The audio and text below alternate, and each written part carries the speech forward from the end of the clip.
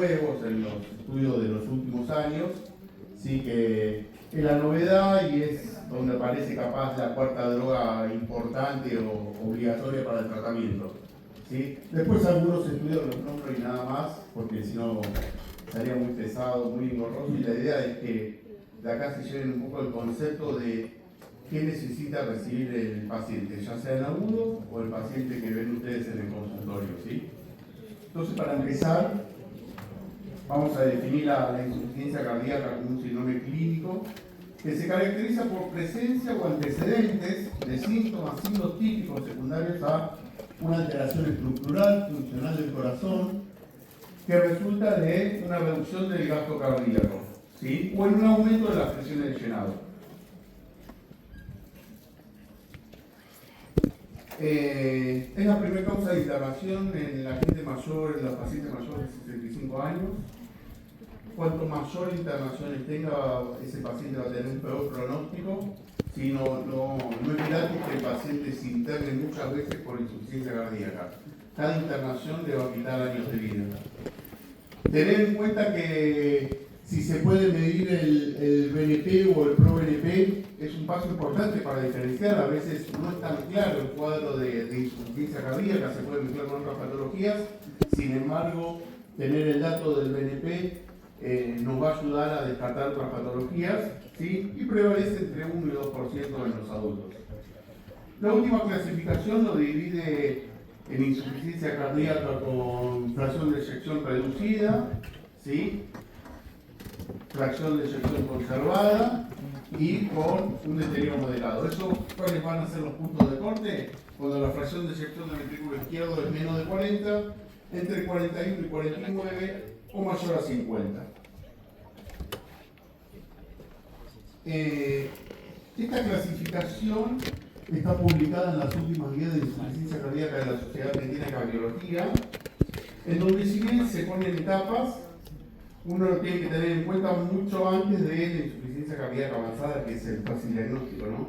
Fíjense que la primera etapa en donde el paciente ya está en riesgo de insuficiencia cardíaca es cuando aparecen los factores de riesgo para la insuficiencia cardíaca. Es decir, el paciente diabético, el paciente hipertenso, el paciente que tiene enfermedad cardiovascular, el paciente que ya tiene una historia familiar importante de miocardiopatías, ¿sí? O aquellos pacientes que están en exposiciones a cardiotóxicos como droga, alcohol. Después ya una segunda etapa, en donde hay una preinsuficiencia cardíaca, en donde uno, además de estos factores de riesgo que tiene el paciente, ya empieza a detectar algunas alteraciones estructurales funcionales, ¿sí? O algunos biomarcadores elevados, ¿sí? Sin otra causa que lo justifique. Por ejemplo, el paciente hipertenso, en donde uno ya empieza a ver dilatación de la aurícula izquierda, en donde empieza a ver hipertrofia del ventrículo izquierdo, ¿sí? Eso puede, si uno no toma una conducta agresiva, puede evolucionar a la próxima etapa en donde el paciente puede tener una insuficiencia cardíaca sintomática. En donde ahí sí ya hay alteración cardíaca estructural, en donde ahí ya el paciente tiene diagnóstico de insuficiencia cardíaca, ¿sí? Que son las últimas dos etapas del paciente. Y ya la insuficiencia cardíaca avanzada, en donde los síntomas son graves, las internaciones son frecuentes, y por más que el paciente tenga el tratamiento médico óptimo, el paciente ingresa varias veces a vía coronaria, el paciente con toda la medicación instaurada que recomiendan las guías presenta síntomas, ese ya se le puede diagnosticar con insuficiencia cardíaca avanzada. Siguiendo la misma línea, esta diapositiva más que nada la puse para que vean que es toda una interacción, no es A, B, C, D o preinsuficiencia, insuficiencia cardíaca avanzada. Es todo el paciente que sigue un trayecto, si uno no lo detiene o el paciente no adhiere, va a terminar en un estadio D, ¿sí? Pero fíjense cómo se mezcla, en donde el estadio A, que dijimos que era solamente factor de riesgo, con el estadio B, que era como una preinsuficiencia cardíaca, en donde ya había alguna evidencia estructural. Fíjense que se comparten conductas, como los cambios en el estilo de vida, ¿sí? Como el tratamiento para los factores de riesgo, digamos, el paciente hipertenso, uno lo va a tratar por su hipertenso, y también uno lo va a tratar porque ya tiene dilatación auricular, porque ya tiene una hipertrofia concéntrica. Entonces muchas veces, más allá de dónde se encuentra el estadio, comparten la conducta que uno toma, ¿sí? Para eso depende de la patología que tiene, con qué medicación vamos a empezar, que después lo vamos a ver más en detalle.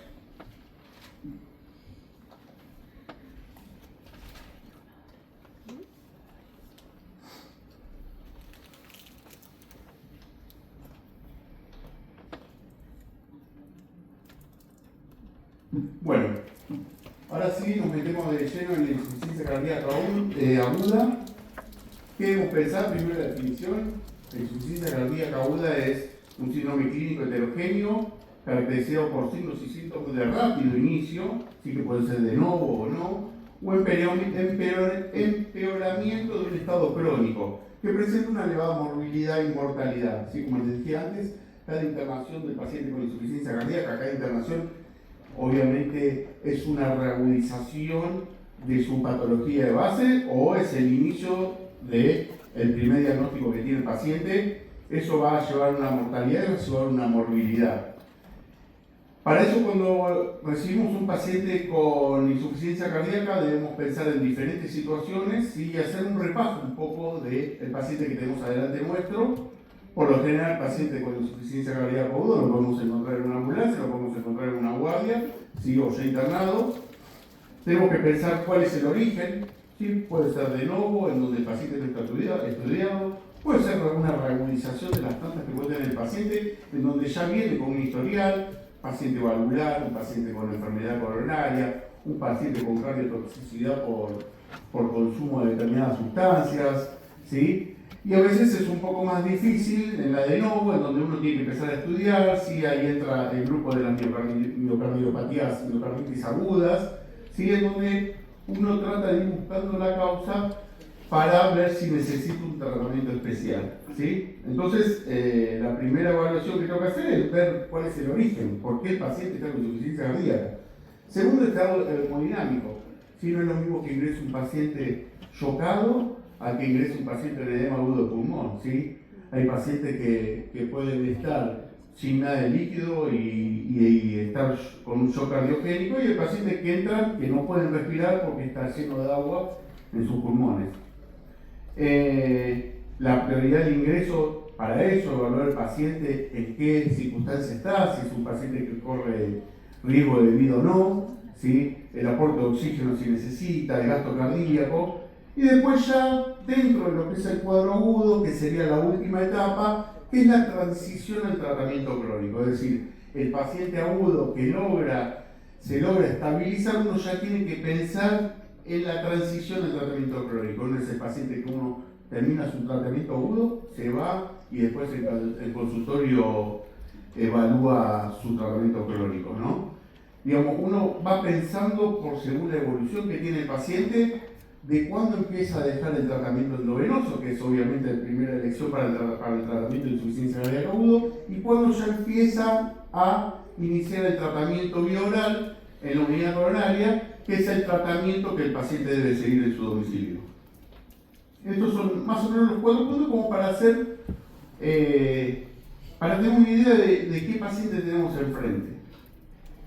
El paciente puede venir en diferentes condiciones, como había dicho antes. El paciente puede venir con una capilar normal, sí, que son aquellos pacientes en donde se dice que está seco, sí, un índice cardíaco normal, ¿sí? Ese paciente se lo denomina caliente seco. Cuando el paciente tiene una buena perfusión, uno lo toca, la temperatura es buena, la tensión arterial es buena, pero está lleno de líquidos, es el paciente que se lo califica como caliente húmedo, en donde ahí uno ya sabe que lo que más va a necesitar ese paciente son los diuréticos. El paciente puede venir sin nada de líquido, pero con una muy mala perfusión, frío, hipotenso, ligúrico, ¿sí? Como un inicio de shock cardiogénico, si se lo quiere llamar así, en donde la capilar va a estar disminuida y el paciente va a necesitar más fuerza en ese gasto cardíaco, ¿sí? Que está disminuido.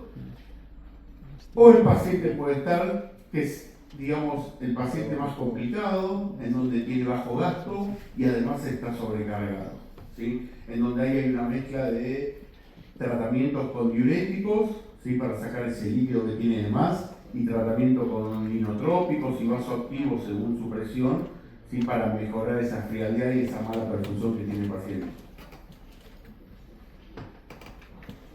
Esto es un resumen de la última guía donde uno va descartando, es un algoritmo más o menos a lo que dijimos recién, uno va descartando las causas, ¿sí? A medida que va pasando el tiempo de la evaluación, ¿sí? Hace una especie de triage, cuando ingresa ver que el paciente está con falla respiratoria, si está en shock cardiogénico, si está en shock cardiogénico, obviamente ese paciente va a necesitar infusión de fluidos, de inotrópicos. Si lo primero que tiene que descartar es un paciente que ingresa con insuficiencia cardíaca, si no estamos hablando de una complicación de un síndrome coronario agudo. Si puede entrar el paciente con un infarto, con una categoría alta, un KILIP avanzado, en donde hace un cuadro de insuficiencia cardíaca aguda, y lo primero que tenemos que resolver es el síndrome coronario agudo, ¿sí? Y no quedarnos con el concepto de vamos a tratar una insuficiencia cardíaca. Tenemos que tratar el síndrome coronario agudo para que poder sacar al paciente de ese cuadro agudo de insuficiencia cardíaca secundario al evento coronario, ¿sí? Una vez descartado eso, hay que ver si el paciente tiene congestión. Si la tiene, obviamente vamos por el lado de los diuréticos, ¿sí? Si está mal perfundido, vamos para el lado de los inotrópicos, un poco lo que le decía, y a la vez ir pensando en diferentes causas, ¿sí? de insuficiencia cardíaca, como recién dije, la miocarditis, la hipertensión, la emergencia hipertensiva, arritmias, tromboembolismo del pulmón, diferentes causas que todo comienza con la consulta del paciente con un cuadro de insuficiencia cardíaca. Primer tratamiento, primer droga más usada en los cuadros agudos, ¿sí? Más allá de estabilizar al paciente, ver si es necesario el oxígeno, si o requerimiento de ventilación no invasivo, más allá de la evaluación que uno le hace, empieza con un tratamiento específico en el cuadro agudo. Dentro de ese tratamiento específico, por lo general, empezamos con diuréticos de asa, ¿sí? El diurético de asa se empieza en forma endovenosa porque la respuesta es mucho más rápida, mucho más efectiva y el margen de dosis es mucho más amplio. En caso de tener una refractariedad al tratamiento, uno puede ir escalando la cantidad de diurético por vena que va a tener y la respuesta va a ser en horas, ¿sí? Aparte de otra cosa que pasa muchas veces, que los pacientes lo manifiestan, un paciente que ya se conoce con insuficiencia cardíaca, que viene tomando furosemida, a veces los pacientes toman 2, 6, 8 furosemidas por día, digamos, está en una estabilidad muy al límite. Cuando se empieza a congestionar por diferentes causas, ya sea por evolución de su enfermedad, por no tomar algo de su medicamento, por no respetar la dieta hiposódica, más allá de cuál sea la causa, el paciente empieza a retener líquido, esa retención de líquido también tiene una retención a nivel de edema intestinal, ese edema intestinal provoca menor absorción farmacológica de los diuréticos y es un círculo vicioso en donde el paciente cada vez va reteniendo más líquido y llega a la falta de respuesta de la furosemida viral y ahí es cuando consulta. Cuando consulta uno tiene que cambiar la terapeuta, el tratamiento tiene que ser endovenoso para lograr esa absorción del diurético que el paciente ya no está absorbiendo por vía oral. Vamos a ver después, acá en este punto, uno empieza con los diuréticos de asa, más que nada la furosemida. Cuando uno no logra, digamos, el volumen urinario que quiere tener para que el paciente empiece a responder positivamente, uno ya empieza a jugar con otros diuréticos para tratar de bloquear a toda la nefrona en diferentes porciones y evaluar una respuesta más importante que solamente con el diurético de asa. ¿Cómo ajustarla? Digamos, el paciente ingresa con insuficiencia cardíaca, en general, o no, pero muchas veces el paciente ya tiene diuréticos orales, sí los tiene. Es muy relativo la cantidad de furosemida que toma cada paciente, depende un poco de su evolución de insuficiencia cardíaca, si es de novo o no es de novo, ¿sí? Pero por lo general se pasa a la furosemida endovenosa. Cada ampolla de furosemida son 20 miligramos, ¿sí? La dosis de furosemida va de 20 a 1 gramo, a 1000 miligramos, esa es la dosis máxima, que muchas veces la utilizamos. Y uno lo que va haciendo va evaluando la respuesta que va teniendo. Lo puede hacer a través de dos formas. La forma más rápida es viendo si el paciente a las 2 horas orinó algo o no orinó nada. Ahí no se necesita laboratorio, solamente ver el registro de enfermería de cuánto orinó. ¿Sí? Un buen ritmo diurético, por lo menos en un paciente con insuficiencia cardíaca, tiene que ser entre 100 o 150 mililitros hora, que eso nos hace como mínimo una diuresis de 3 litros en las 24 horas. Si no, también podemos tomar una muestra helada de sodio, ¿sí? Posterior a las 2 horas y a las 6 horas, y por lo menos tiene que ser la pérdida de sodio mayor a 50-70 miliequivalentes litros. En general, lo que hacemos es ver el ritmo diurético. Si la muestra de sodio es más engorroso, uno la mide, la tiene que mandar, tiene que volver, es mucho más dinámico hacer el cálculo de cuánto viene orinando, cuántos mililitros hora viene orinando ese paciente, y de acuerdo a eso avanzar con mayor dosis de furosemida o suplementar, adicionar otro tipo de diurético. Como les dije acá antes, si el paciente no lleva ese ritmo diurético, se puede duplicar la dosis hasta llevar hasta la dosis máxima. ¿Sí? La idea, ¿cuál es la idea final? Que el paciente logre la descongestión completa. ¿Sí? Obviamente eso lleva siempre un control diario del ionograma urinario, del ionograma sanguíneo. Ustedes piensen que pacientes que tienen 1 gramo de furosemida va directo a perder mucho potasio. Y cuando no se logra todo eso, empieza la terapia combinada con diuréticos. Las últimas guías que fueron del 2021, luego de esas guías salieron múltiples estudios, muchos relacionados con los diuréticos. Es por eso que como hubo tantos estudios, algunos con evidencia un poco más fuerte, otros con evidencia más leve. ¿A qué decimos evidencia? Evidencia es a estudios que demuestran beneficios duros, ¿sí? Para el paciente. Duro que significa por lo menos que se logren menos internaciones, y lo que más quiere uno es bajar la mortalidad. ¿Sí? Salieron varios estudios relacionados con diferentes diuréticos. Todo esto que les digo es en agudo, el uso de acetosolamida, el uso de la furosemida que estábamos hablando recién, agregarle la hidroclorotiazida en falla aguda, estudios que comparan un diurético de ASA con otro, estudios de la dapaglifosina, que hubo varios, y eso generó un gran impacto en las indicaciones y en los fármacos utilizados para la insuficiencia cardíaca, el uso de otros tipos de inhibidores de la aldosterona más específicos, el uso de hierro en la insuficiencia cardíaca, ¿sí? En la internación, hicieron que se actualizaron las guías y sacaron algunos detalles del uso de este tipo de determinados drogas. Dentro de los diuréticos comunes está la furosemida, acá está. En algunos lados la ponen como 600, 800, pero la dosis máxima llega a 1 gramo. La utilizamos en infusión continua por 24 horas. Después está la torsemida, que tiene una vida media más prolongada. Se la comparó, pero no hubo un gran beneficio. Después está la clorotiazida, clortalidona y hidroclorotiazida, ¿sí? Muchas veces durante la internación, tanto diurético, porque a veces es difícil decir, bueno, ¿hasta cuándo le doy? ¿Hasta cuándo le doy 1 gramo? ¿Hasta cuándo le bajo medio gramo? ¿Hasta cuándo lo paso vía oral? Y en ese hasta cuándo muchas veces lo que pasa es que la función renal empieza a elevarse, ¿sí? Porque obviamente es un impacto importante que sufre el riñón con tanto diurético, con tanto volumen, y se genera una insuficiencia renal aguda.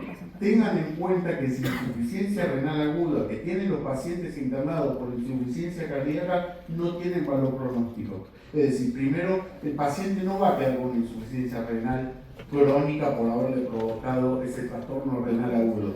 Y segundo, no modifica la sobrevida que tiene el paciente si tuvo un deterioro de insuficiencia renal durante la internación por insuficiencia cardíaca descompensada. ¿Sí? Por eso ahí puse como marcándolo, la infusión de diurético vía oral o endovenoso no van a cambiar el pronóstico en lo que respecta con el deterioro de la función renal. Este es uno de los estudios en donde se comparó la torsemida con la furosemida, ¿sí? Fíjese que siempre se busca ahí lo que les decía antes, hospitalizaciones, total de hospitalizaciones, la tardanza para la primera hospitalización, causa de mortalidad cardiovascular, causa de mortalidad de todas las causas, ¿sí? Uno busca esos puntos fuertes para el paciente y tratar de mejorarlos. No hubo diferencia significativa, así que por ende se sigue tratando con la furosemida. Entonces, ¿la torsemida es mejor que la furosemida? No, en insuficiencia cardíaca aguda en pacientes hospitalizados no se demostró que haya un beneficio, ¿sí? En lo que es la evidencia, las dos curvas son iguales, así que no es una droga de primera elección y no es una droga que haya superado a la furosemida, por eso se cambió. Tiene más biodisponibilidad, no tiene tanta interacción con el consumo de alimentos, ¿sí? Pero no es que no se llame el concepto de que es mejor.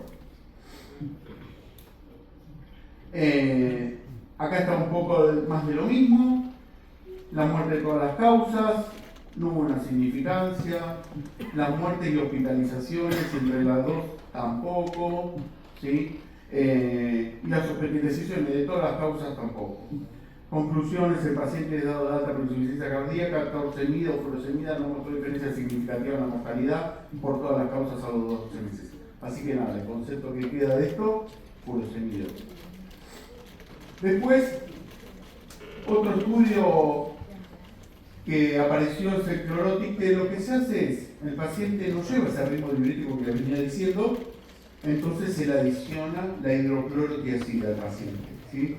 Son pacientes que todos venían con insuficiencia cardíaca aguda, todos venían recibiendo furosemida, a un grupo se le pone hidroclorotiazida para ver si logramos mejoría de ese paciente. No hubo mejorías en lo que es la mortalidad, no hubo mejorías en que el paciente se rehospitaliza menos porque le dio hidroclorotiazida, sí lo que hay que se evidencia, más allá de los efectos adversos de si tengo dos diuréticos voy a tener más chance de tener insuficiencia renal, si tengo dos diuréticos voy a tener más chance de tener hiponatremia, si tengo dos diuréticos voy a tener más chance de tener hipocalemia, más allá de esos efectos que eran esperables, porque son efectos adversos, que estoy potenciando por darle dos diuréticos, ¿sí? Lo que se vio es que el paciente tiene mayor volumen diurético, ¿sí? Se logra decir, el paciente orina mayor cantidad.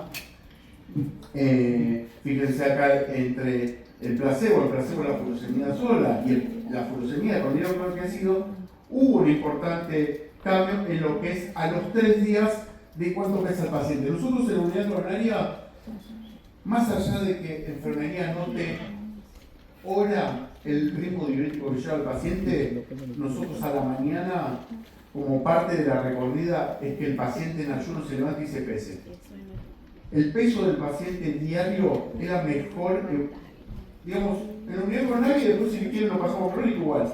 Es lo más importante y es lo más real en la respuesta que tiene el paciente. Más allá que uno ve cuánto orinó, si orinó 1000 o orinó 4000, vemos que hay una respuesta importante con el diurético. Si el paciente orinó 3000, orinó 4000, que muchas veces pasa, y perdió 100 gramos, algo está mal.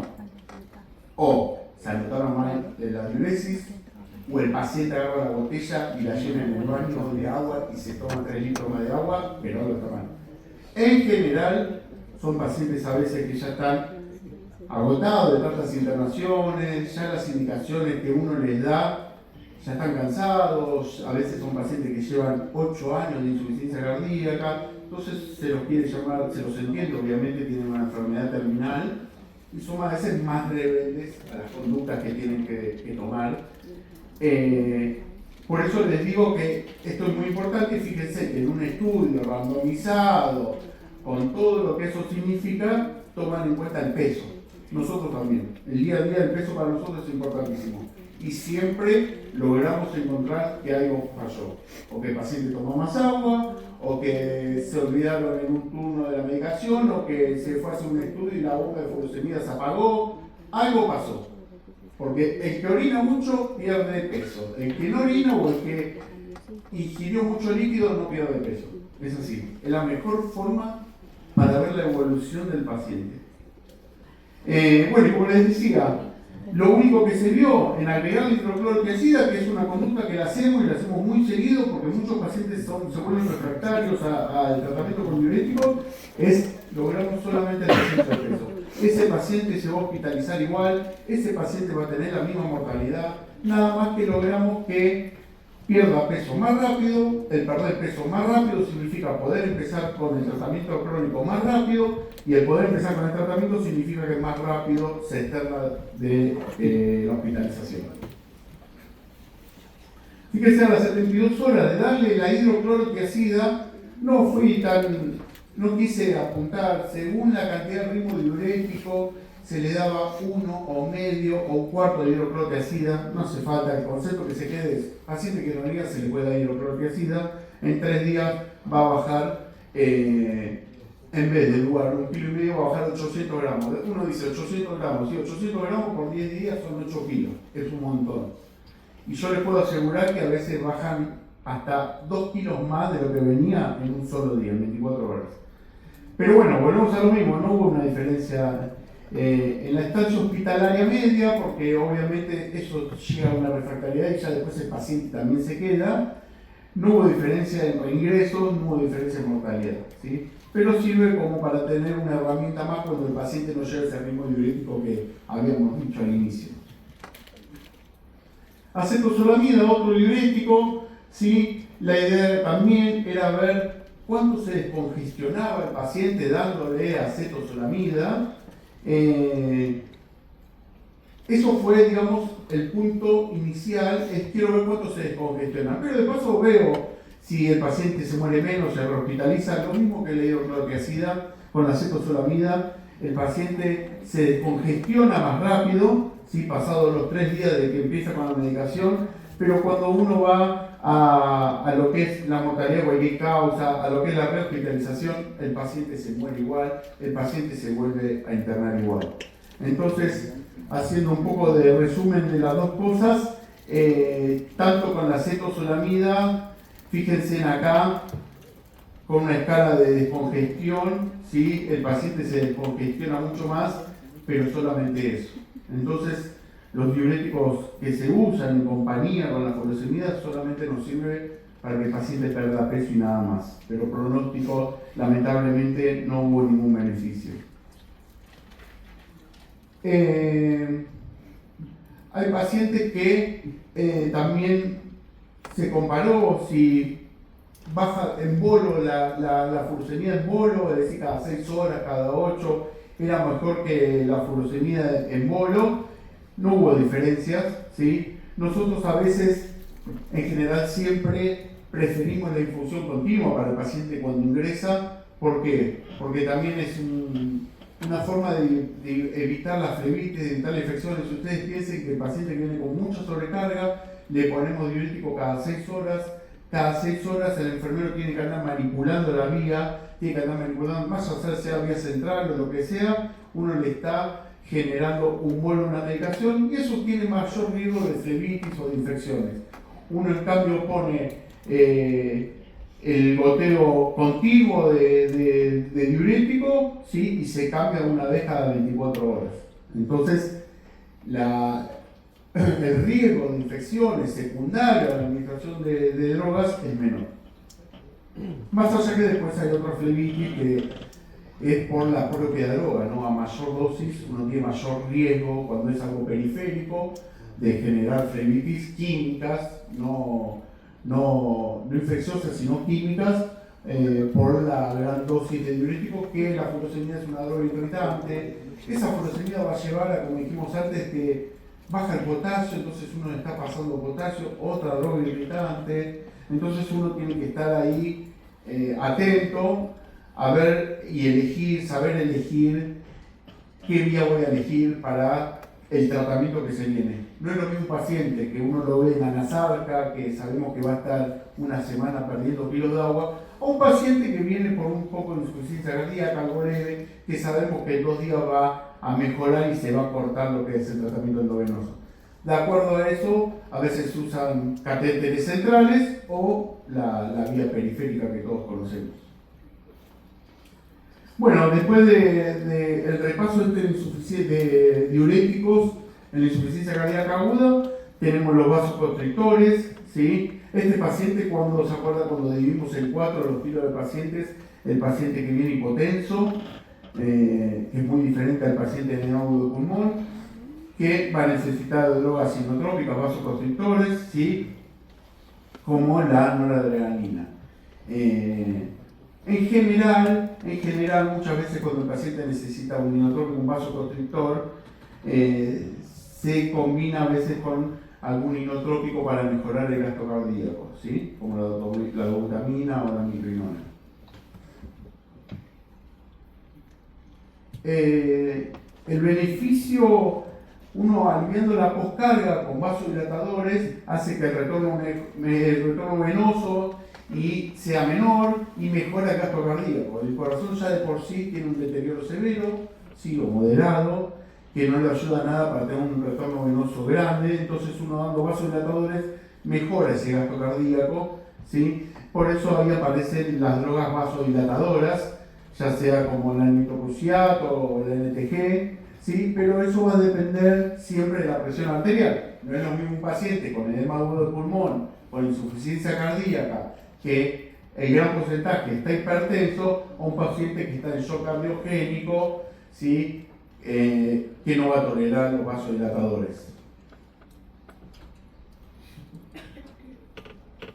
Dentro de lo que son los inotrópicos que se le dan al paciente, podemos tener la dobutamina, podemos tener la micrinona, podemos tener el levosimendan. Hay estudios que comparan entre uno y el otro, ¿sí? Piensen que el levosimendan es una droga que se da y el efecto dura 15 días. El levosimendan es una droga que se pasa por 24 horas y el efecto queda, ¿sí? En pacientes que tienen una inestabilidad importante no es la más recomendada, porque las otras drogas uno lo va modulando de acuerdo a la respuesta del paciente, de acuerdo a la tolerancia del paciente. Entonces uno pone la bomba de infusión, si el paciente no tolera esa vasodilatación o se hipotensa por el inotrópico, entonces uno ahí lo puede bajar. El levosimendan uno lo pasó y chao, 15 días le está haciendo efecto, caiga como le caiga. Entonces, no siempre la droga más nueva es la mejor, ¿sí? Si bien es muy buena para cuando está en ese alta, que a veces cuesta salir, uno se la da y tiene 15 días de efecto, se va a la casa como si fuera con inotrópicos. A veces es difícil ponerlo en agudo porque si lo tolera mal, después hay que ver cómo hacemos. Dentro de los vasoconstrictores, bueno, como dije antes, la droga de elección es la noradrenalina, es el único inotrópico dado que aumenta la poscarga del VI, sí mejora la perfusión orgánica, ese paciente frío que decíamos mal perfundido, sí, pero aumenta la poscarga y puede afectar al gato, que es lo que menos necesitamos.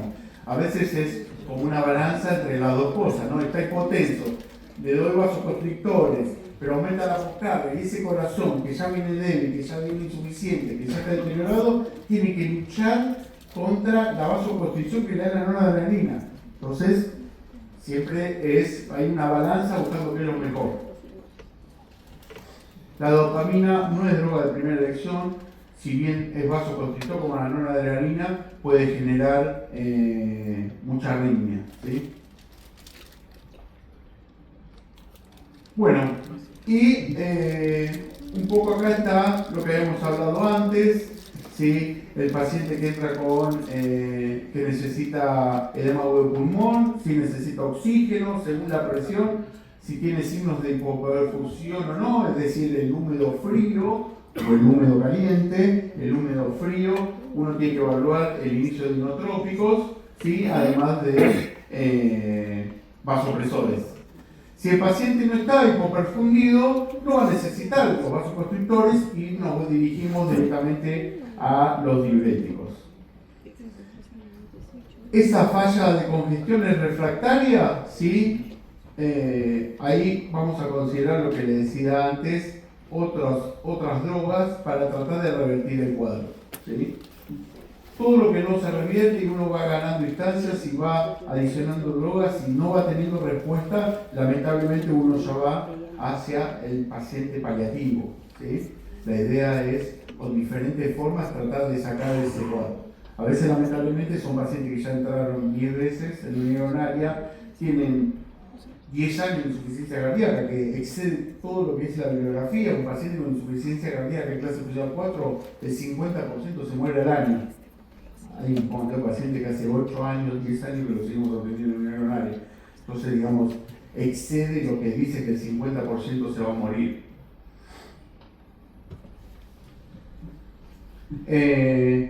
Pacientes con insuficiencia cardíaca descompensados, sí, volvemos siempre a lo mismo, evaluar la hipoperfusión. Si la hipoperfusión no hay, es negativa, tiene buena perfusión, nos vamos para el lado de los diuréticos. Si el paciente está mal perfundido, más allá de que esté sobrecargado, puede ser diurético, pero ya hay que pensar en los inotrópicos. En los inotrópicos, si es mal perfundido, pensar en los vasoconstrictores, ¿sí? O si el paciente no responde a los diuréticos, a todo lo que dijimos, la furosemida, le agregamos el hidroclorotiazida, le agregamos la acetozolamida y sigue con sobrecarga y no responde, ese paciente puede llegar a tenerse que dializar para sacar el líquido. Dentro de la internación, otro de los estudios que salieron nuevos es el beneficio que tiene el paciente de recibir hierro cuando entra en un cuadro agudo, digamos ya cuando está saliendo de ese cuadro agudo de insuficiencia cardíaca y uno ve que tiene una ferritina menor de 100 o que tiene una ferritina entre 100 y 300 acompañado de una saturación de transferrina menos de 20, ese tipo de pacientes es el que tiene beneficio para recibir hierro y para mejorar esa anemia que tiene. Ese paciente lo que vamos a lograr es mejor calidad de vida cuando se va de alta. El paciente recibe una dosis intravenosa de la carbosimantosa, recibe una dosis ahí, otra dosis a las 6 semanas y uno va viendo si va mejorando los parámetros. Pero tengan en cuenta que la anemia no le cae bien al paciente con insuficiencia cardíaca y es de buena práctica ver el hemograma, ver la anemia, ver la transferrina, ver la saturación del paciente que uno ve en consultorio, ¿sí? Porque claramente ese paciente va a disminuir, si uno le mejoramos la anemia, va a disminuir la primera internación o reinternación hospitalaria y va a disminuir los síntomas y su calidad de vida mientras está de alta. Y este es el último punto que yo les decía. Cuando llega el paciente, veíamos el origen, las causas, veíamos el estado del paciente hemodinámico, y el último es ver cuándo pasamos de lo endovenoso a lo bioral, ¿sí? Fíjense en esto, lo que está en rojo es cuando el paciente está totalmente descompensado, ¿sí? Pero en la misma internación es de buena práctica empezar con todos los medicamentos que el paciente tiene que seguir en su parte crónica, que después la vamos a ver. Este estudio, no importa el nombre, demostró que la titulación rápida e intensiva de medicamentos, ya sea beta-bloqueantes, los ALA2, IECA, tras una hospitalización por insuficiencia cardíaca aguda, reduce significativamente la mortalidad y los reingresos dentro de los 6 meses. Es decir, es de buena práctica que el paciente cuando se va de alta o se está por ir, ya uno empiece con toda la medicación crónica. Ese paciente va a tener menos mortalidad y ese paciente va a reingresar menos, en más tiempo, digamos, va a reingresar pasados los 180 días. Es decir, va a tardar más en volver a internarse.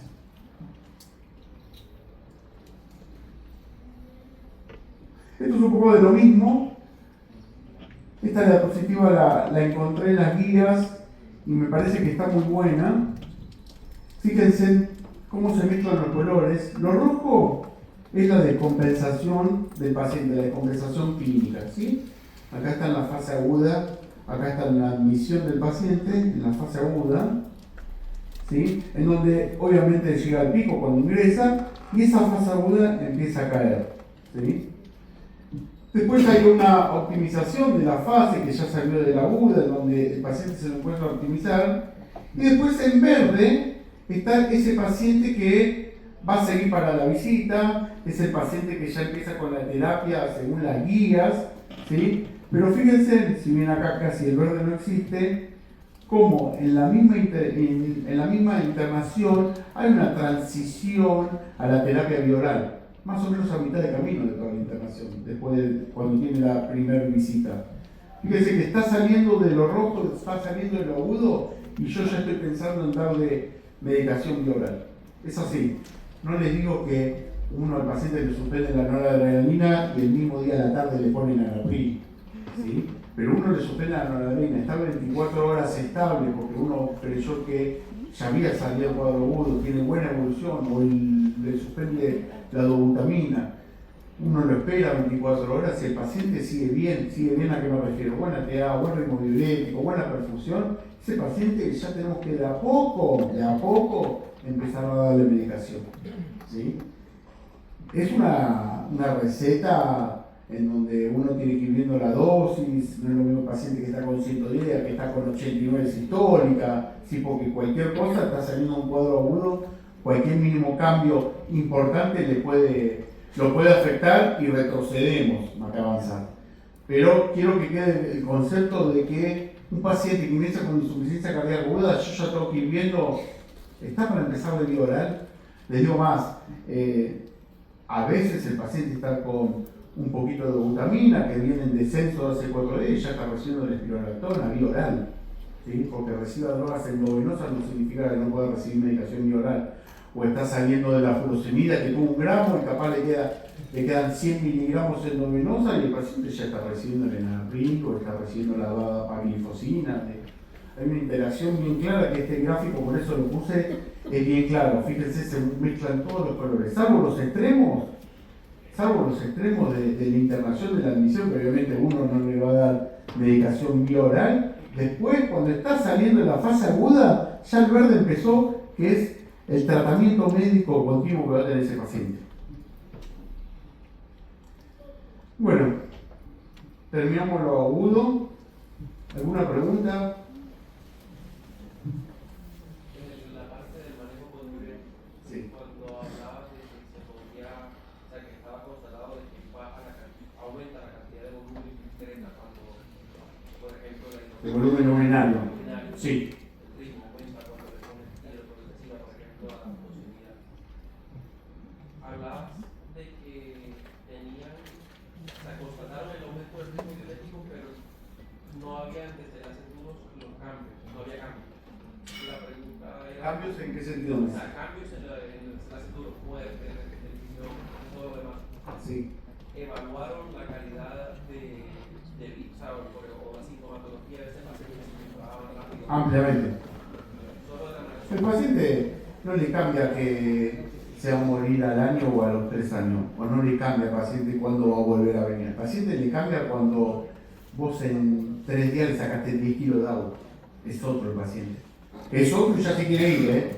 Es otro y ya se siente bien y ya me curé. Aparte, digamos, nosotros el Hospital de Cruce está en el conurbano, para los que no conocen, en la zona sur, en Florencio Varela.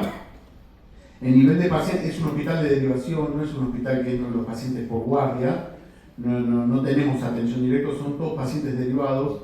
En general los pacientes derivados son obviamente pacientes que en la primera atención no pudieron mejorar rápidamente y son pacientes con muchas veces con bastante problema económico. ¿A qué me refiero? A que viene el paciente capaz por los días que está internado no come o no tiene para trabajar, es un paciente que capaz trabaja de remisero, no va a trabajar y su familia no va a tener un ingreso, es un paciente que es albañil, él no trabaja esos días de albañil, no los cobra, entonces uno siempre tiene la presión del paciente que se quiere ir. Se quiere ir porque, ¿a qué me refiero a esto? A que ya se siente bien. Entonces, nota un cambio tremendo, uno hace la recorrida, orinó 2000, si 2000 en un día no se va más este paciente. Perdió 500 gramos en un día y ves que su último ingreso capaz había sido 20 kilos menos, es decir, no se va más. Ahí ponemos la hidroclorotiazida. Al otro día orinó 5000, bajó 3 kilos y medio, imagínate el paciente como está, de un día al otro, 3 kilos y medio bajó. Le entra el aire, respira, duerme acostado. Sí, lo nota muchísimo. Digamos, primero, si bien los registros dicen que no aporta la admisión, es mucho más rápido la evolución que vos podés sacar del líquido. Y segundo, el paciente tiene un beneficio clarísimo porque vos ahí actuás sobre los síntomas y los signos.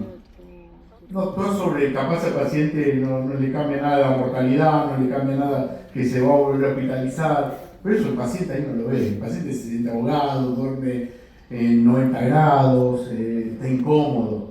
Son pacientes a veces con mucho líquido. Diferente es un paciente de novo que viene con insuficiencia cardíaca, nunca recibió furosemida.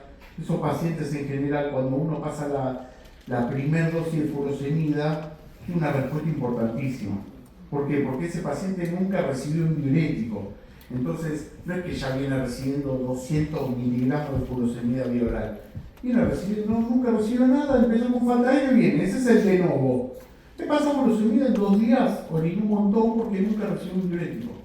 Ya los que vienen con 5, 6, 7 años de evolución son pacientes más duros de tratar, ya vienen con mucha dosis de diurético y eso los ayudamos mucho. Primero con el tratamiento endovenoso, obviamente, y segundo con el hidroclorotiazida, que es vía oral. Pero ustedes me dicen, bueno, entonces vos dijiste la furosemida vía oral no te absorbe nada porque hay edema intestinal, ¿sí? ¿Cómo puede ser? Igualmente lo absorbe, obviamente, ese hidroclorotiazida va a parar a la nefrona, esa nefrona hace un bloqueo tubular. Muchas veces los pacientes en la unidad horaria, siempre hablando de lo agudo, ¿no? Llegamos a tenerlos hasta con 4 diuréticos. Entonces bloqueamos todas las partes del nefrón, tubo contorno distal, proximal, todo. Bloqueamos todo, cosa que pierda todo el líquido que pueda. Entonces le damos pirolatona, le damos hidroclorotiazida, le damos la furosemida y le damos la acetosolamida. En líneas generales damos furosemida. Y un caballito de batalla es la hidroclorotiazida. Y la respuesta es de un día al otro, no es que recién a los 3 días bajó un pico. Es mucho más que lo que evidencian los estudios. Es importantísimo la respuesta que tienen. Y pacientes crónicos, pacientes de difícil tratamiento, todos responden a la hidroclorotiazida. Y lo calculo ustedes, ya lo habrán visto, pero en hipertensión, nada que ver. Pero se usa y mucho. Bueno, seguimos entonces. Insuficiencia cardíaca avanzada. Esto ya es algo más crónico, algo más de consultorio.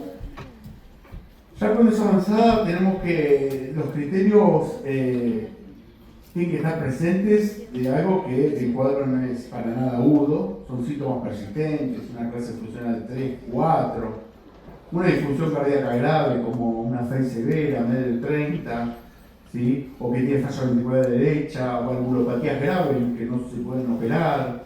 ¿Sí? Eso va a depender un poco del origen de su insuficiencia cardíaca, que por diferentes cuestiones que no se pudieron tratar, terminan en una insuficiencia cardíaca avanzada. Las valvulopatías graves no se mueren de un día para el otro, las cardiopatías congénitas no se mueren de un día para el otro y ahora mucho menos, con todo el tratamiento que hacen, un montón de cardiopatías congénitas que antes no llegaban al adulto, ahora son todos adultos. Chicos con cardiopatía congénita que hicieron varias intervenciones, llegan a los 20, 22 años, entonces ahora los pacientes congénitos se volvieron adultos.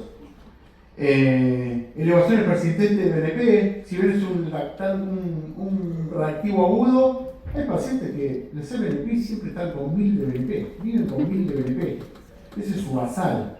¿Sí? Y dentro de mi insuficiencia cardíaca le hacen 7000, 8000, 10000, 20000 de BNP, ¿sí? Para valores normales menos de 100, pero hay algunos que están siempre con 800 BNP, porque si bien están estables, esa estabilidad es en un corazón con una insuficiencia cardíaca terminal, entonces siempre están, digamos, eliminando un poco de BNP, ¿sí? Por dilatación auricular, por un montón de mecanismos fisiopatológicos que liberan BNP, no están en cero.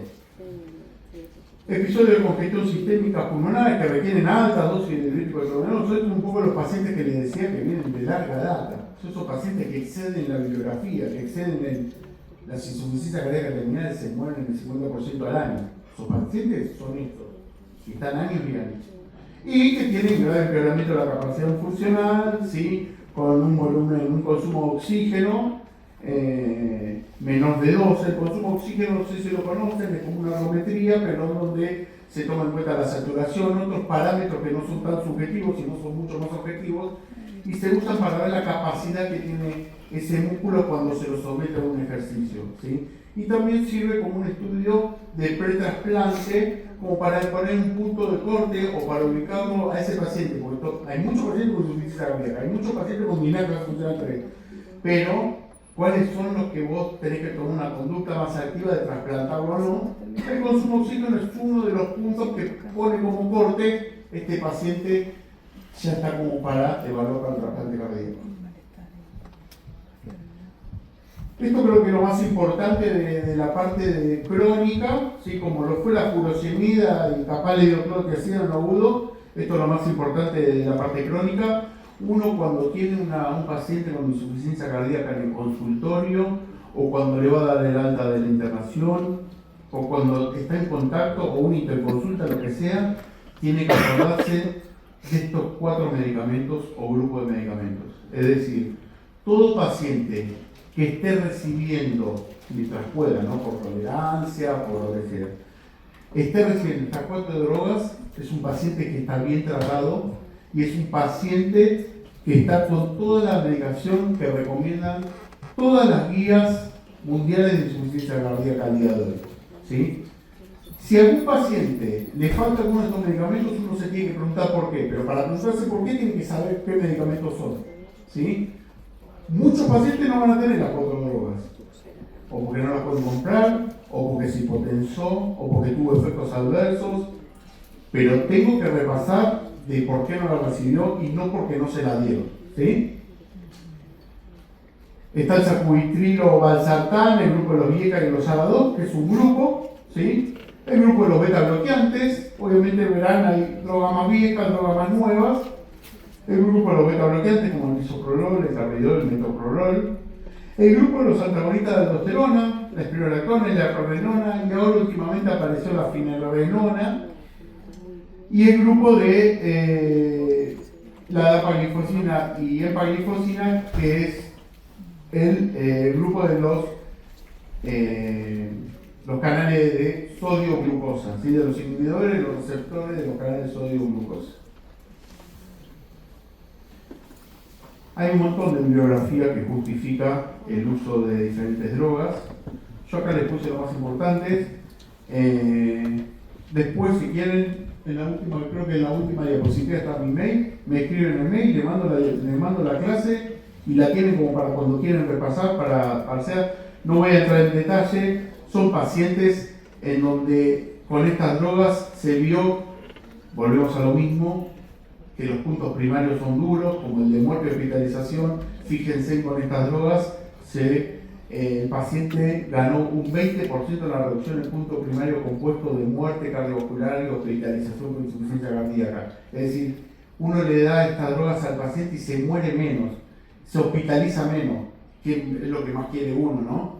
Entonces, digamos, son drogas duras, no es como la acetozolamida que descongestionaba menos, o la hidroclorotiazida que orinaba un poquito más. No, acá es el 20% menos se muere. Tiene 20% menos de chance de morirse y de hospitalizarse, ¿sí?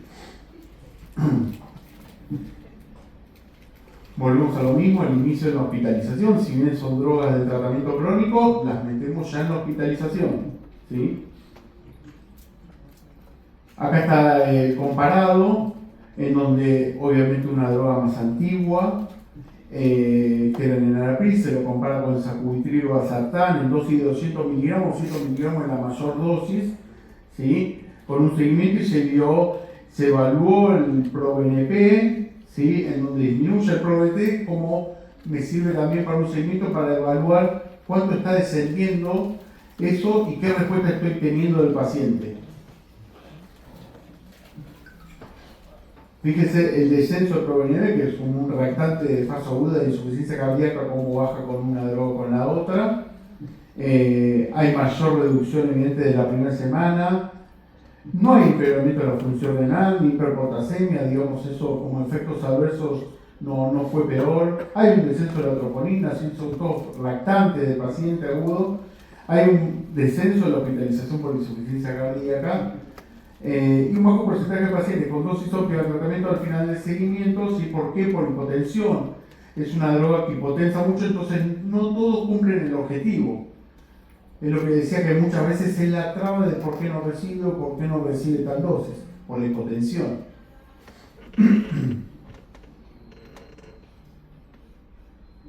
Un poco más de lo mismo, acá está dividido muerte cardiovascular y de cualquier causa, el punto primario que engloba un montón de cosas, las hospitalizaciones, hay mayor hospitalización con el Enalapril, hay mayor muerte de cualquier caso con el Enalapril, ¿sí? Después tenemos los inhibidores del cotransportador sodio-glucosa, que tienen un montón de efectos. Estas drogas empezaron como siendo efectivas para el tratamiento de los pacientes diabéticos, pero se vio que esos pacientes diabéticos, que obviamente algunos tenían insuficiencia cardíaca, se internaban menos, ¿sí? Entonces se empezó a tener un poco de la dapaglifosina. Sí, los que toman DAPA porque se internan menos insuficiencia. Y ahí arrancó todo el oleaje que les decía a partir del 2021 de estudios específicos de este tipo de drogas para insuficiencia cardíaca. Pero tiene efectos por todos lados, digamos, la verdad que esta droga fue tan potente y fue tan beneficiosa que rápidamente se puso como indicación 1A o dentro de esas 4 drogas, ¿sí? Comparado con drogas que hacía años que vienen y vienen dando estudios. Estos estudios se hicieron todos rápido, beneficios clarísimos, entonces claramente ya pasó a ser indicación 1A dentro del tratamiento de insuficiencia cardíaca. Fíjense que baja la presión arterial, baja la rigidez, digamos, hay efectos hemodinámicos y vasculares, hay efectos renales, hay efectos metabólicos, que acá fue un poco el tema de la diabetes, y hay efectos cardiovasculares, ¿sí? El cotransportador está ubicado en el tubo contrario proximal y reabsorbe el 90% de la glucosa secretada acoplado sodio, es decir, al diabético le viene bárbaro, lo usan los diabetólogos porque si te reabsorbe el 90% de la glucosa. Y lo usan los cardiólogos, ¿por qué? Porque te reabsorbe todo el sodio que anda circulando y te lo elimina. Ahí es donde tenés el efecto para la insuficiencia cardíaca. El estudio más importante fue el estudio DAPA, ¿sí? En donde el mayor porcentaje fue en clase funcional 2, la mayoría masculino, ¿sí? Una fracción de eyección promedio, ¿no? Del 31%, un BNP, un pro-BNP alto, ¿sí? Esos son los pacientes que ingresaron a este estudio. Hubo una reducción en el punto primario, que era la combinación de muerte, ¿sí? Y hospitalizaciones de un 26%, ¿sí? Con un número necesario de tratar de decir cuántos tengo que tratar para tener un beneficio, un número necesario bajo. Fíjense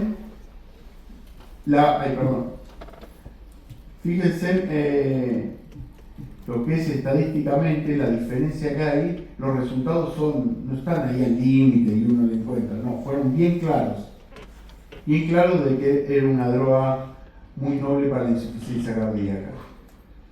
Acá está un poco más, fueron 4.700 pacientes, digamos, a lo que voy son estudios muy grandes, ¿sí? No es un estudio con 200 personas que yo vi que mejoraron. El punto primario era la muerte y era la internación, combinado obviamente, después la muerte hospitalaria, ¿sí? La muerte de cualquier causa, en todo hubo un cambio significativo. Esto es un poco para que vean que el beneficio, ya sea por muerte u hospitalización, fue bien claro, es por eso que se justifica que está dentro de las 4 drogas que el paciente tendría o debería tomar. Después empezaron a ver otros estudios, ¿sí? El anterior con dapaglifosina, después salió el estudio con empaglifosina, lo mismo, estudio de muchos pacientes que con fecamiento interior o severo, 3.700 pacientes, la clase funcional también variaba, se veía, lo que hubo no hubo una reducción de mortalidad, digamos. Con la dapaglifosina, en el combinado, los pacientes se morían menos, en no se logró demostrar que se mueren menos, pero sí que se hospitalizan menos. Un poco la comparación entre los dos estudios, fíjense en todo, está para abajo muerte cardiovascular, hospitalizaciones, ¿sí? Pero cuando se desglosa ahí un poquito, como que ya empieza cuando deja de ser combinado, cuando uno va a lo específico, es como que empieza a haber un poco de debilidad, pero igual los resultados fueron tan importantes que es una droga de primera elección. Después ya, como vimos al principio de todo, había confusión preservada, moderada, severa. Bueno, confusión preservada también empezaron a haber estudios.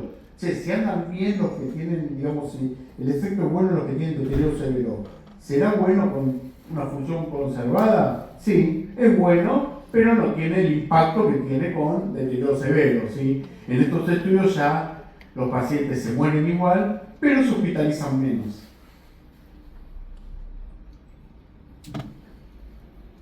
Acá hay 25% menos muerte cardiovascular de hospitalización, pero cuando uno separa la muerte no hay cambios.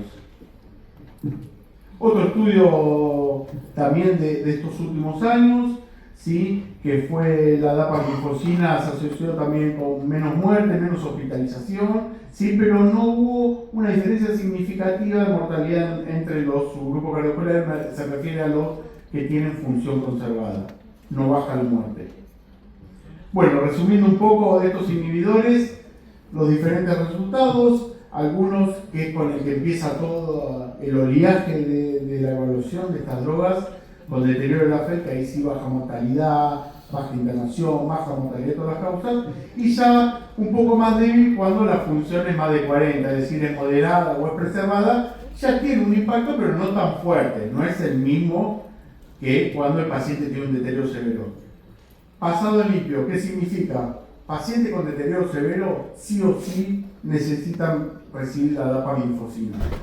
Paciente con función moderada o reservada, capaz es bueno utilizarla un paciente tiene 46 de FEI, se la puedo dar y justo era diabético. Le das la dapaglifosina y le sirve para todo. Digamos, se va a internar menos, al diabetólogo le viene bárbaro, entonces digamos es bueno para el paciente. Tercer grupo de drogas, antagonistas de las aldosteronas. Los más viejos, ¿sí? Por ejemplo, la espironolactona, la prerenona, todo baja la mortalidad. Por eso está dentro de las 4 drogas importantes. En el último tiempo sale la finerenona, ¿sí? Con diferentes estudios que está más enfocado para los pacientes diabéticos, para los pacientes ¿no? Para los pacientes diabéticos de insuficiencia renal, en donde se ve menos evolución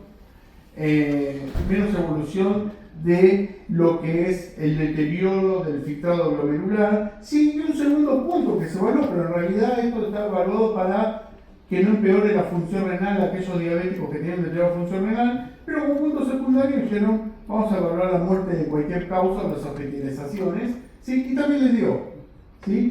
Este es el último inhibidor de la aldosterona, el último que ya está aprobado, el último que ya está figura en las guías. Después hay un montón de inhibidores, hay trabajos actuales en donde se va buscando, bueno, vamos a darle uno que no le baje el potasio, bueno, vamos a darle uno que se pueda dar en insuficiencia renal.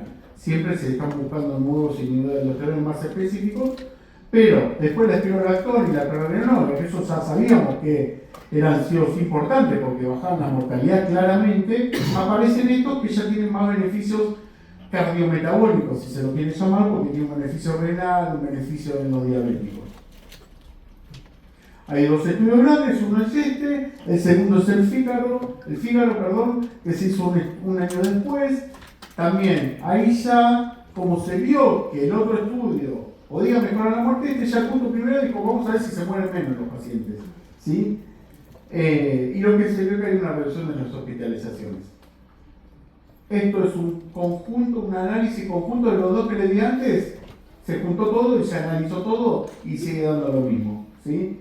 Menos hospitalizaciones, menos deterioro del avance de la función del filtrado glomerular, así que claramente la finerenona es una droga que ya está dentro de las drogas que se tienen que usar. En las guías más nuevas, que justo son las que salen en el 2025, que son las japonesas, ya las nombran como clase 1, fíjense en los pacientes diabéticos tipo 2 con enfermedad crónica tipo 1A. Es decir, ya ponen esa droga con nombre y apellido para este tipo de pacientes. Diabetes e insuficiencia renal, ¿sí? Como fueron el año pasado estas guías ya están incorporadas y capaz en otra guía no están incorporadas porque el estudio salió después a las guías.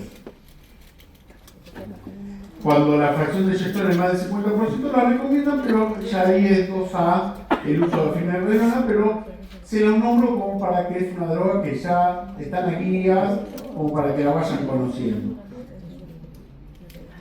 El último grupo de drogas son los beta bloqueantes, son estudios mucho más antiguos, pero fíjense, claramente las 4 drogas que les dije que tienen que estar así son todas drogas que bajan la mortalidad. Fíjense que a los pacientes le bajan la mortalidad del 24, 35, 34% según la droga que yo use. Para eso está el bisoprolol, el carvedilol, el metoprolol, ¿sí? ¿Por qué? La forma de activación, ¿cuál es? Bajan la descarga adrenérgica que tiene ese paciente con insuficiencia cardíaca, ¿sí? Es un antagonismo competitivo y ahí es donde el beta-bloqueante hace su efecto.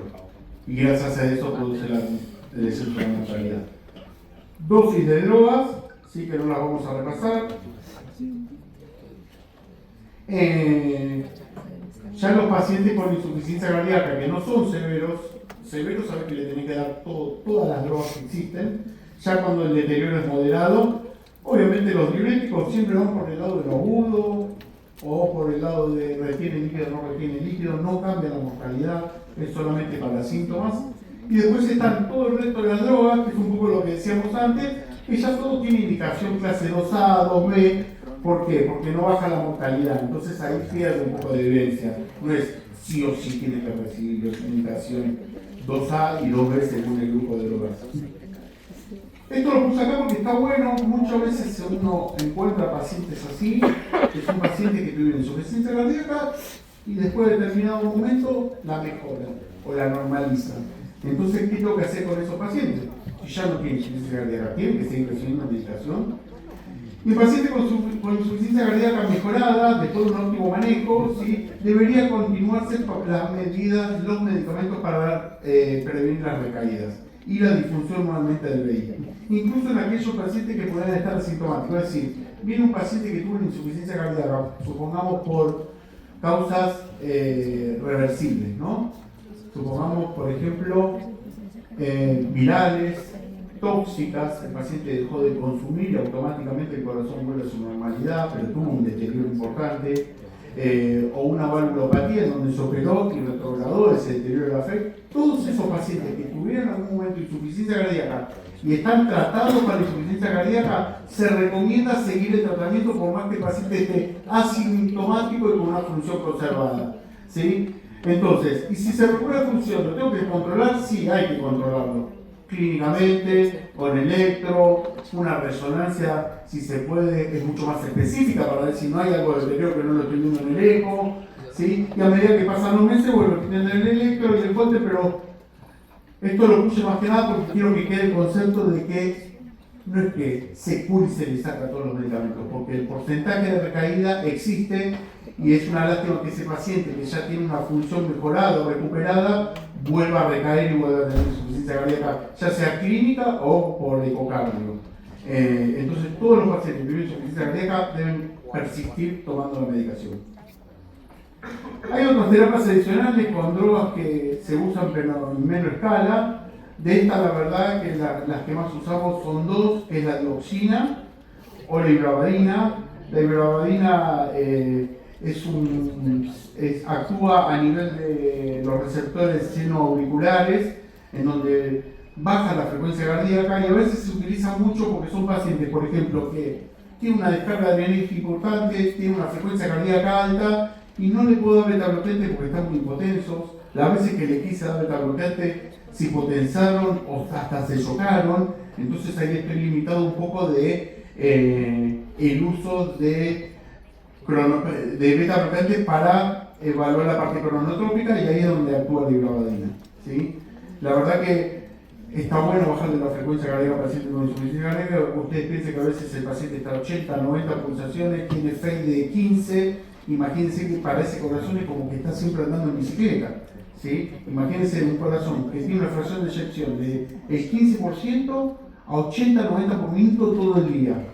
Se agota, ¿sí? Se agota, más chance de insuficiencia cardíaca, más chance de retener líquido, más chance de tener síntomas.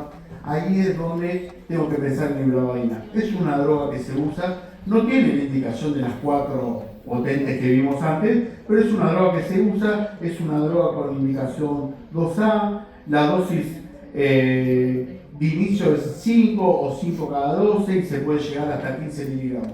Pero es una droga como para que le suene el nombre, para tener en cuenta, capaz es más específico de los cardiólogos, ya decir la morfina, pero se la menciono porque pueden ver pacientes con ibradina como para que sepan por qué está y por qué no le dio un beta-bloqueante, si yo lo que quiero bajar la frecuencia con esto. Es solamente por el efecto adverso que tiene los beta-bloqueantes con respecto a la tensión arterial. Los estudios, ¿sí?, que lo que hacen es reducir la frecuencia cardíaca y a la vez genera obviamente menos ingresos por insuficiencia cardíaca, ¿sí? El Versiguat, que la verdad no es de uso, no tuvo grandes beneficios. Lo único que se vio que puede reducir la primera internación por insuficiencia cardíaca, la verdad que yo se la menciono, está en las guías, pero no es una droga que se use cotidianamente. Dos palabras para terminar de dispositivos implantables, ¿sí?, como para que sepan cuándo se usa o por qué. Los dos más importantes son los cardiodefibriladores y los resincronizadores.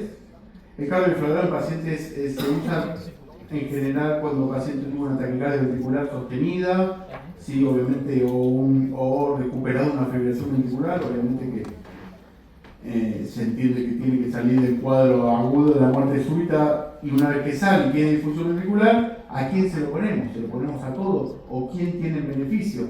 ¿Sí? En realidad se lo ponemos a todos, excepto algunas cosas, por ejemplo esta, si el paciente ingresa insuficiencia cardíaca.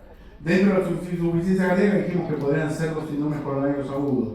Dentro del infarto hace una ATV, el paciente se para, sale de esa ATV. A ese paciente dentro de ese cuadro agudo, dentro de las 48 horas, no es considerado que necesita un cardiodefibrilador. ¿Sí? Pacientes que tienen arritmias malignas, dentro de lo que es la complicación del síndrome coronario agudo, no está indicado la colocación de un cardiodefibrilador. Por eso dice más de 48 horas del infarto con expectativa de buena calidad de vida. Paciente con miocardiopatía isquémica, más de 40 días posinfarto, ¿sí? Este ya es más para el paciente que tuvo el infarto, pero quedó con insuficiencia cardíaca, es decir, tiene una insuficiencia cardíaca de causa isquémico-necrótica. Tuvo el infarto, quedó con insuficiencia cardíaca 40 días después. ¿Por qué 40 días después? Porque ya ese infarto está cicatrizado, no es nada fiable, digamos, no está transitando la cicatriz del infarto, ya eso es una cicatriz.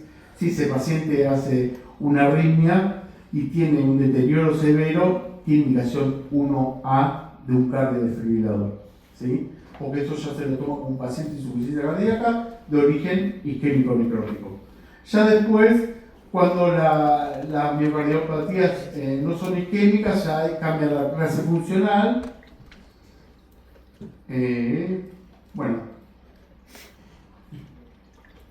Acá, por ejemplo, había menos de 40 días, lo que les explicaba. Si con menos de 40 días siempre uno espera a poner un cardiodefibrilador. Uso resincronizador. El único estudio prospectivo electrolizado que evaluó pacientes con menos de 50, ¿sí? El resincronizador, que es una especie de marcapaso en donde uno busca una sincronía entre la parte de arriba del corazón, el auricular, lo que estuvieron viendo un poco con la parte de electrofisiología, busca una buena contracción o una buena sincronía entre la aurícula y el ventrículo, no que cada uno vaya por su lado, eso puede empeorar la insuficiencia cardíaca. Para eso son los resincronizadores, ¿sí? Tienen un cable en la aurícula y dos cables en los ventrículos. Entonces hace como una especie de circuito fisiológico, pero con un aparato. No todos los pacientes que tienen insuficiencia cardíaca se van a beneficiar con ese resincronizador, ¿sí? Entonces, ¿qué pacientes son los que más se benefician? Pacientes que tienen insuficiencia cardíaca con 6 menos de 35, pacientes que estén en ritmo sinusal y pacientes que estén sintomáticos con el tratamiento médico óptimo. Es decir, no puedo poner un resincronizador a un paciente que toma nada más beta-bloqueante, porque está mal. Primero hay que ir por las 4 drogas que nombré, y si así sigue con síntomas, bueno, pensamos en un resincronizador. ¿A quién le voy a poner un resincronizador? ¿A todos los pacientes que tienen disnea y están tomando medicación? No. No, porque todos no sincronizan bien, digamos, no tienen el efecto beneficioso. Sino más que nada los pacientes que tienen un bloqueo de rama izquierda, Y dentro de los que tienen un bloqueo de rama izquierda, la mejor indicación sería los que tienen QRS mayor o igual a 150 milisegundos. Está claro que el rama izquierda, con más de 120 milisegundos, es rama izquierda. Bueno, pero entre 130 y 149, la indicación es 2B. ¿Por qué estas indicaciones? Por el efecto y el beneficio que va a tener de ser resincronizador. ¿Se lo puedo poner? Sí, se lo puedo poner. No es una contraindicación, una indicación 2A. Pero sepan que pueden no mejorarlo. Los que más mejoran son este tipo de pacientes. Si el paciente tiene QRS menos de 130, uno no tiene indicación, ya a eso sí está mal ponerle un resincronizador. ¿Por qué? Porque el QRS es, uno ve la conducción que tiene, entonces es lenta, es ancha. Si tiene un QRS angosto, significa que la conducción eléctrica es buena. Entonces no se va a beneficiar con un resincronizador. Esto un poco, repasando todo, es a quién le tengo que dar cada cosa. Fíjense los SGLT2, sea a cualquiera, con diferentes, obviamente a estos se mueren menos, pero estos hospitalizan menos, entonces a todos se lo puede dar. Los betabloqueantes, todos, fíjense, con el mayor beneficio es cuando la FEI de 40 para abajo. Fíjense que ahí todos reciben. La blavadina, lo que les dije, ya es indicación 2A, pero clase 1, los diuréticos para cualquiera, no importa la FEI, el paciente tiene agua, función conservada, a veces hay ancianos que no tienen función mala y sin embargo está lleno de líquido, le da el diurético y mejora mucho. Clase 1 para todo. Todo paciente que tiene congestión se le da el diurético. El resto, las 4 drogas, ¿sí? Los 4 superhéroes, a todos menos 40. Y después dependerá de cada droga, un poquito más, un poco menos de indicación. Pero yo me quiero quedar con esto para que sepan, para tratar bien a los pacientes, ¿sí?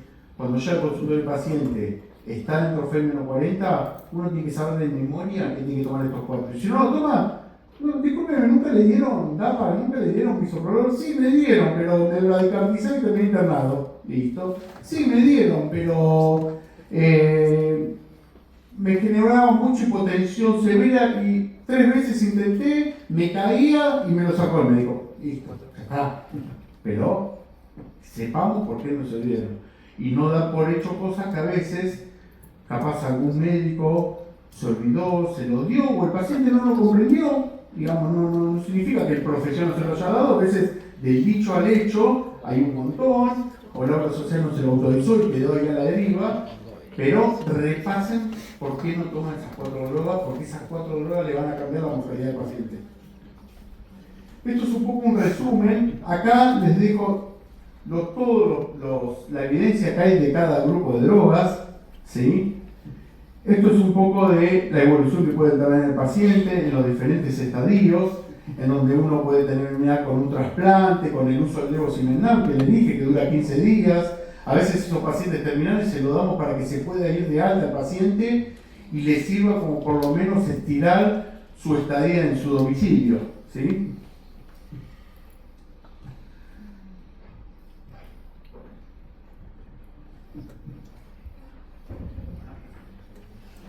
Ya vamos terminando. Creo que esta diapositiva la dejé para el final, como para repasar un poco todo y resumir un poco todo lo que hablamos, que capaz los mareo. Puntos claves: sospecha inicial, medición si uno tiene duda del diagnóstico, ver la medición de los péptidos natriuréticos, el ProBNP, el BNP, confirmar esa FEI que uno sabe el pronóstico con un ecocardio. Dentro de los que tienen la FEI reducida, saber los 4 pilares, los que dijimos recién, ¿sí? Cuáles son los objetivos: mejorar la supervivencia y la calidad de vida, ¿sí? Y los diuréticos solamente para aliviar los síntomas. Muchas gracias.